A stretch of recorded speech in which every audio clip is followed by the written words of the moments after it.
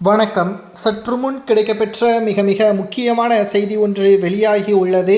உதயநிதி அவர்கள் செல்லும் இடமெல்லாம் இனி விரட்டியடிக்கப்படுவது உறுதிதான் என்ற தகவல் சமூக வலைதளங்களில் வைரலாக பரவி வருகிறது. தமிழக மக்கள் திமுகவை அடியோடு வெறுத்துவிட்டார்கள்.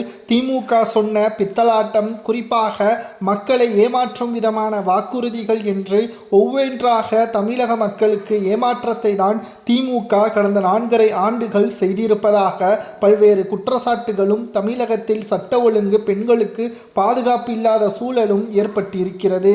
மேலும் பிரச்சாரத்திற்கு உதயநிதி அவர்கள் வந்தால் நிச்சயம் அவரை விரட்டியடிப்பது உறுதிதான்.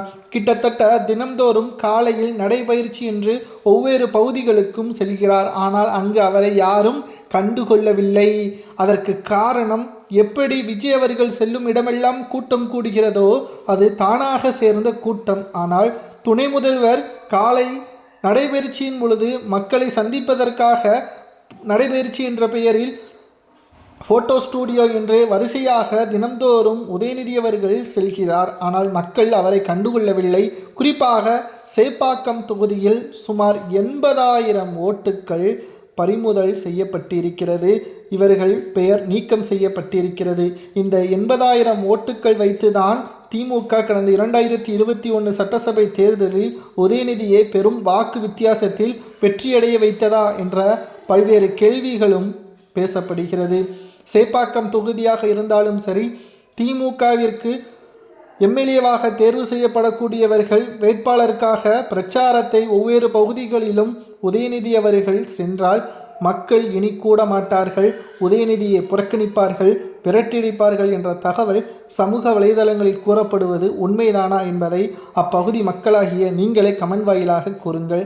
ஏனென்றால் உதயநிதி அவர்கள் தமிழகத்தில் மக்களிடம் கோரிக்கை வைத்து வாக்குறுதியை பெற்று ஆட்சி அதிகாரத்தில் இருந்தார். நீட் ரகசியம் எங்களிடம் இருக்கிறது, நாடாளுமன்றத்தில் நாங்கள் வெற்றியடைந்தால் அதை பயன்படுத்துவோம் என்பதையும் தெரிவித்தார். நாடாளுமன்ற தேர்தலும் முடிவடைந்து விட்டது. மக்கள் சொன்னபடியே உங்களை அரியணையில் வைத்து விட்டார்கள். ஆனால் மக்களுக்கு நீங்கள் சொன்ன வாக்குறுதி கேள்விக்குறியாகிவிட்டது என்ற தகவலையும் நம்மால் உறுதியாக பார்க்க முடிகிறது.